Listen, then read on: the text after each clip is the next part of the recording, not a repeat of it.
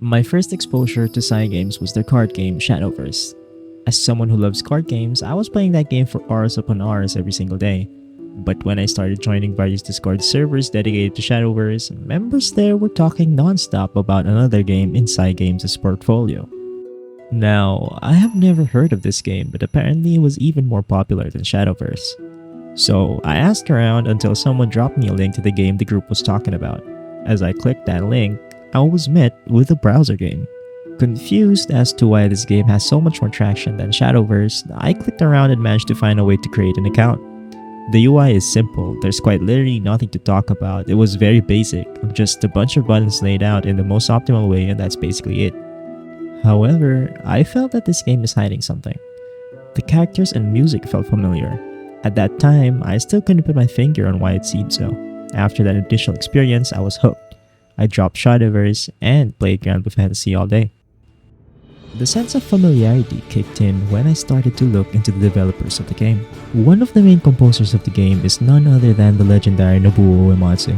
If you don't know who he is the genius behind Final Fantasy's most iconic music. One Winged Angel, Aerith's theme, and the whole of Final Fantasy VI are just a few legendary games he composed music for. I mean, come on, just listen to this.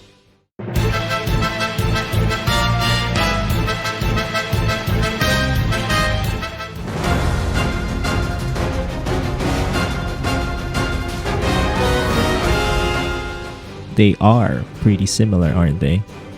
The art direction of the game was headed by Hideo Minaba. This is the person who was responsible with the art direction of a number of Final Fantasy games including 6 and 9. This also means that these two people have already worked together. It's also obvious that Granblue took notes from Final Fantasy and has included one of the things I really like in RPGs during that time: an in-depth job system. Granblue has a plethora of jobs, like a lot. From monk to thief, berserker to chaos ruler, it has almost every single archetype you could think of. Not to mention, the character and job designs are also reminiscent of Final Fantasy games. As a Final Fantasy fan who didn't have a console of his own nor money to buy the games, this felt like heaven on earth. I can play an online Final Fantasy-esque game for free? Hell, sign me in. What drew me closer to the game were the character design and story. I truly believe that Granblue Fantasy characters have iconic designs, and to think that this game has hundreds of characters, I can only imagine how much work they put on to make sure that each character is recognizable. Just look at these immaculate designs.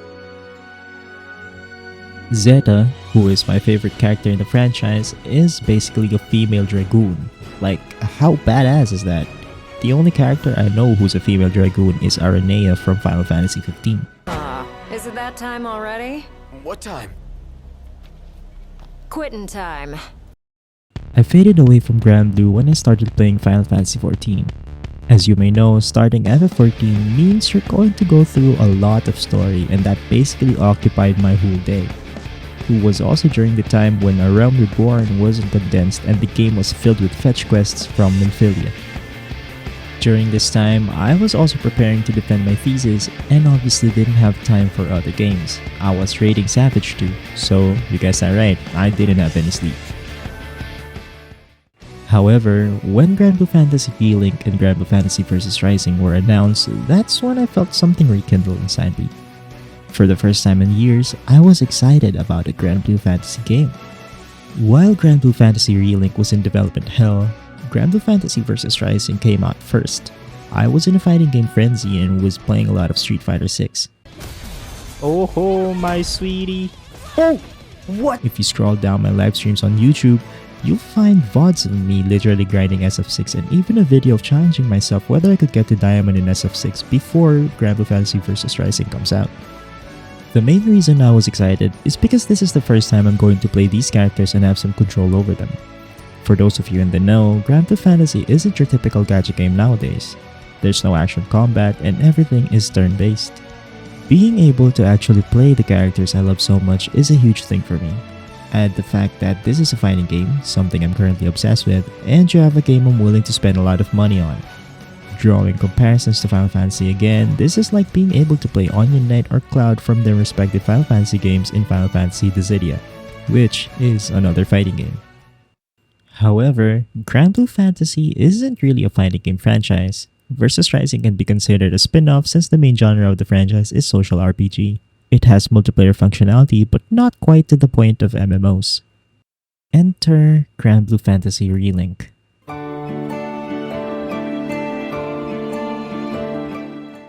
This game made me realize just how much I love this franchise. In fact, the main reason I'm writing this is because I remember tearing up as I was playing the game. Being able to experience Granblue's music and characters after a very long time of not playing the game was overwhelming, and I just started tearing up in certain parts of the game. While Granblue Fantasy Relink's story is really good, it's not the main reason why I was tearing up. It was about being able to finally take full control of your characters. Being able to use a controller to control as much of your favorite character's movements and attacks is a big step forward compared to the gacha game's tapping gameplay. Like the Final Fantasy VII Remake and the original Final Fantasy VII, Remake introduced action combat while still being in the same universe as the original Final Fantasy VII. That's exactly the feeling Relink induced. Relink has also included the best part of Granblue Fantasy in my opinion, the stickers and the social aspects.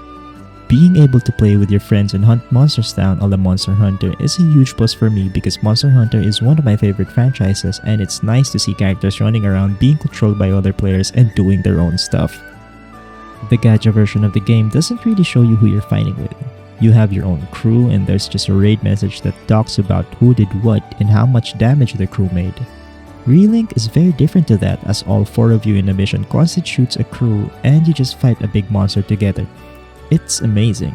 It makes it feel like you're really fighting with someone else. There's a sense of camaraderie. As I was writing this script, I was wondering why I was feeling nostalgic in the first place. Then, I remembered the time I had back then when I started playing Granblue Fantasy. When I was at school, the problems I had were just about projects, exams, and tests. Now I have to worry about being able to feed myself and just generally being able to live. These characters were with me during the times when life was easy, and they're still with me during the times when life has been unbearable. I still see Zeta fly around with her spear, I still see Normaya with her butterflies floating around, and I still see Catalina with her frost swords impaling her opponents. I'm still here, I'm alive, and Granblue Fantasy has been with me through all of that.